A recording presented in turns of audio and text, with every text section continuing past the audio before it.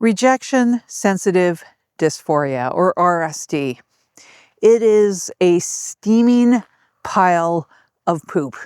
It's crap. It's awful. It's like this separate entity, this sort of voice that we might have in our heads. Maybe not literally, but it's some piece of us that lies to us.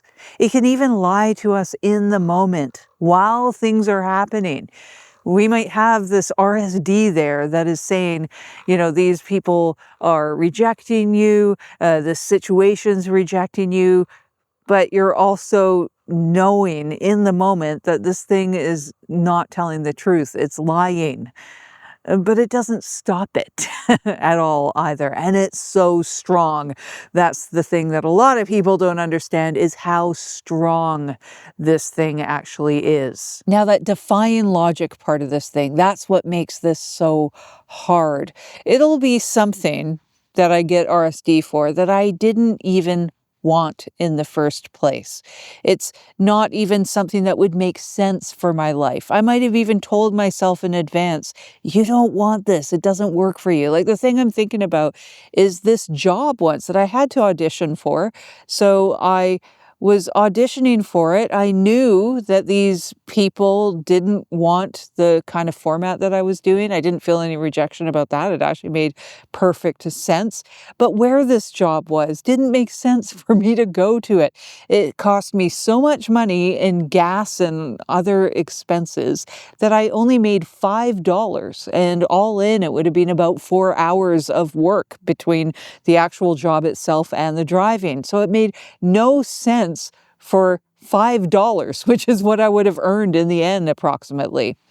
But despite that, when I was turned down for this job, I even knew they were going to in advance, since they weren't looking for, you know, the thing that I was offering. Even then, I felt this massively oversized sense of rejection. There might be other things going on, other reasons, other co-occurring conditions that are helping this oversized reaction happen. But whatever it is, this RSD thing seems to kick it off big time. Now, RSD, or rejection sensitive dysphoria, before we go on, this is something that is recognized in science to a certain extent. It is in some scientific literature, but not very much. So just know that there's only a little bit of scientific study. It's not a diagnosis. That's important to know. And also, there is a lot of community lived experience out there written about this. That's where you can go find out a lot more about RSD in videos like I'm doing right here. So in this video, I'm going to describe my experience of RSD and some of the things that I've done about it. So I've done a categorization of sort of what type of RSD I think I have going on for me, and then what I've chosen to do about it. And from this, you might find or hear a couple of ideas that might be useful in your situation, because we all have all of those co-occurring things going on and a whole bunch of unique lived experience. So what my answer isn't going to be right for you, but it might give you some ideas of something that will be right for you. But the bigger thing that I run into with RSD that I really particularly don't like is that it ends up making me feel like a jerk, like I'm the jerk, even though nothing is even really happening with a lot of these situations. Even in those situations where you're like, none of this is actually happening or accurate or true.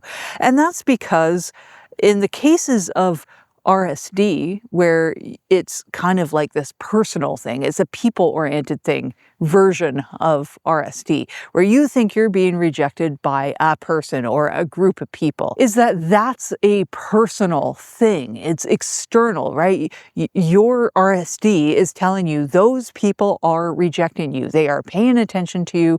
They are focusing their attention on you as a person and rejecting you.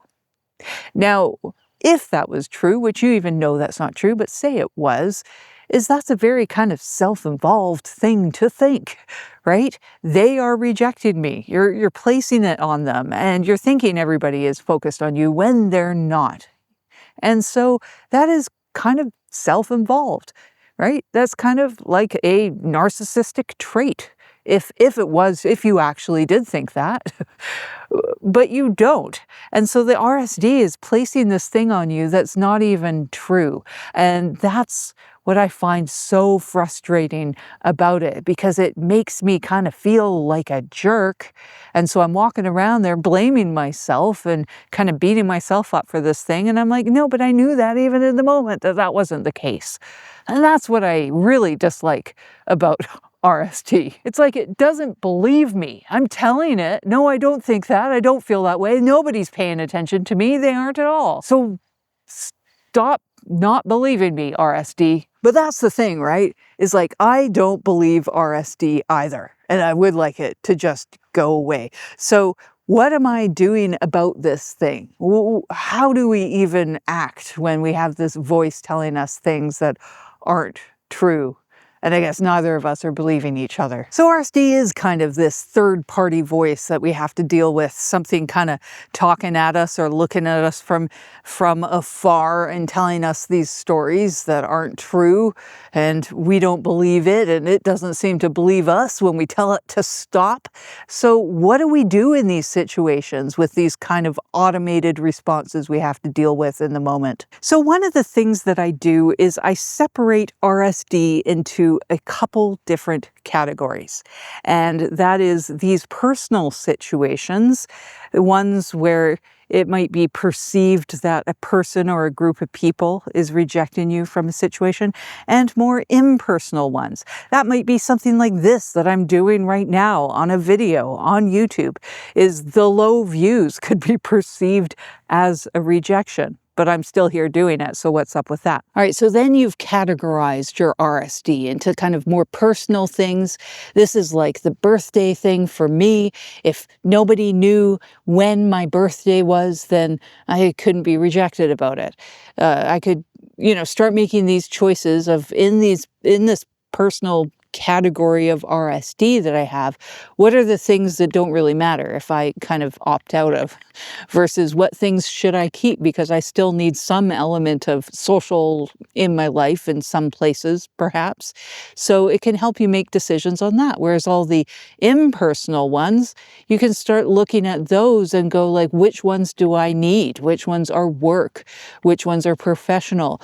Versus which ones are ones that I can kind of opt out of because it's more of a hobby. And then you might go, okay, well, maybe those ones I can adjust because it's not essential that I'm there.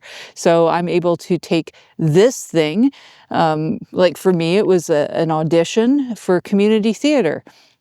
There was multiple community theater options in my area, even though I live kind of out in the middle of nowhere, but there were ones that required an audition to participate. And then I found a community theater option that didn't require auditions. It was kind of a group effort where we could all pitch in various ways, even performing, and you didn't need an audition for that.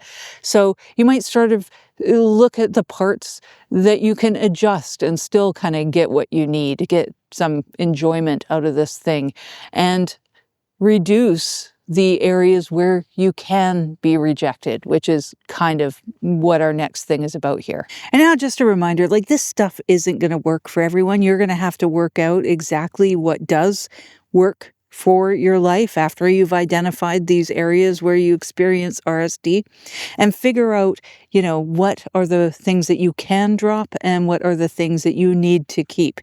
And also around safety, because, safety is not the same for all of us. We all have our individual situations, lived experiences, culture, our gender, all that kind of thing that's going to make every situation different. So your solution it needs to be, unique to you in order for it to be realistic and safe. So these are a couple examples of situations that I've chosen to sort of just opt out of. The personal things like birthdays where they just don't matter, and of actual community theater auditions because there's other things I can adjust and are a little bit easier. Now, why would you want to do this? I mean, you're opting out of life things, even though you can adjust and you can, find alternatives.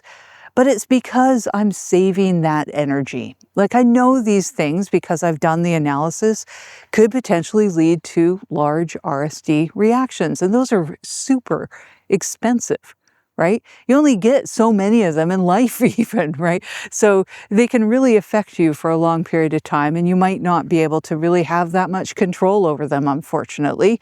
You might in some situations figure something out, but in other ones you might not. So I'm saving the energy up, and the reason I am saving that energy up is I'm saving it for the important things. So there are going to be parts of life where we are going to have to kind of have these reactions, unfortunately, because they aren't predictable. They're not always avoidable. There isn't always a situation where we can adjust our way out of it. So we are going to be hit with this stuff.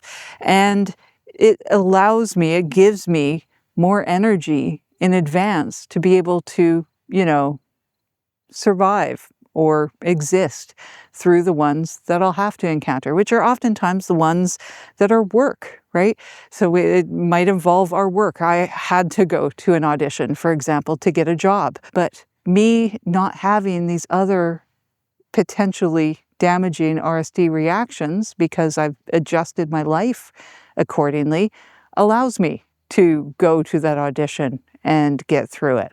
So that's sort of the reason why finding out more about yourself, doing some of this analysis can be helpful with this thing called RSD.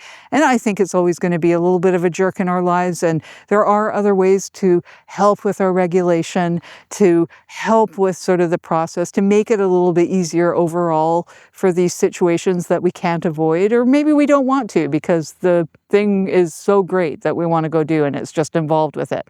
That makes a lot of sense too.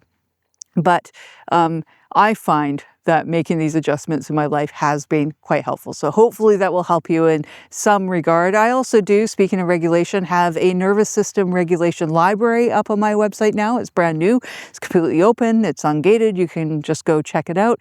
I also have AuDHD and autistic coaching there in a newsletter. So while you're there, take a look at those things too. That's all I got. Bye for now.